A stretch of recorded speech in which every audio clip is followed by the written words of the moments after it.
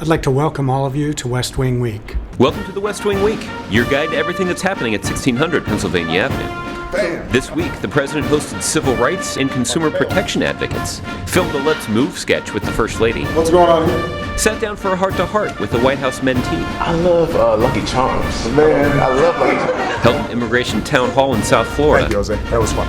and honored Black History Month at the White House. That's February 20th to the 26th, or Where Are My Come on, where are the Hawaiians? Hawaiians? Kicking off the week with an important anniversary, Let's the have President Wiggle and First Lady had some fun, filming a sketch to promote the 5th anniversary of Let's Move, This isn't that hard. with the First Lady launching a campaign encouraging And then pass people on to the give me challenge to 5. someone else. Wait, we're still filming? Yeah. So you've got to be on it, my friend. Then the President sat down for a heart-to-heart with Noah McQueen, a White House mentee who has benefited from the President's My Brother's Keeper What we initiative. want to focus on is making sure that when somebody comes to that moment where they're ready to see another possibility for their life, that there's somebody there to help them along. That's this program. Yeah, well, that's what My Brother's Keeper is all about. The interview was facilitated by the folks from StoryCorps, who've been gathering oral histories from across America. This is great. This will be fun. That afternoon, the First Lady welcomed civil rights leaders for a panel in the East Room celebrating the women of the civil rights movement. The President kicked off the work week with the National Governors Association, comprised of Democratic and Republican governors from across the country. Later, the President took an important step to implement the Conflict of Interest Rule, which protects consumers against hefty fees associated with their retirement accounts. So today I'm calling on the Department of Labor to update the rules and requirements that retirement advisors put the best interests of their clients above their own financial interests. It's a very simple principle. You want to give financial advice, you got to put your client interest first. You can't have a conflict of interest. Tuesday was a busy day in the Oval Office. The President's first guest was the Emir of Qatar, His Highness Sheikh Tamim. Then the President and Vice President teamed up with rank-and-file law enforcement officials to discuss how to build trust in communities to strengthen public safety. Then the President met with a bipartisan group of 16 senators and House members to discuss criminal justice reform.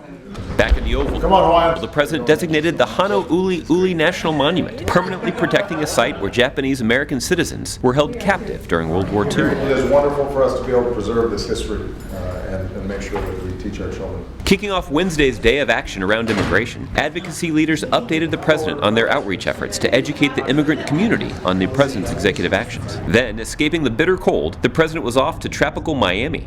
He answered questions in a town hall hosted by Telemundo Jose, how'd I do? Usted es el mero mero.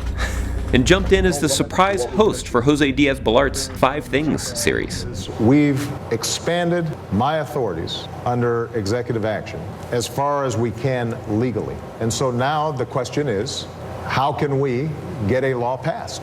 Now, that's heartbreaking because it means that not everybody is immediately helped. But the fact of the matter is that until that law is changed, what we have to do is to prioritize under the existing law, and what we then have to do is try to get this legal case resolved. On Thursday, the President hosted African-American faith and civil rights leaders for a sit-down discussion, then held a live from the White House round-robin of back-to-back interviews from local television anchors from across the country. Then, as Black History Month February came to a close, the President and First Lady hosted a reception to celebrate. We don't set aside this month each year to isolate or segregate or put under a glass case Black history. We set it aside to illuminate those threads, those living threads African Americans have woven into the tight tapestry of this nation, to make it stronger and more beautiful and more just and more free. So stay engaged with us online, on social media, and remember, you can find out more information about any of these topics and see complete videos of these events at whitehouse.gov. Thanks again for checking out this edition of your West Wing Week. All right, hey guy, don't get carried away.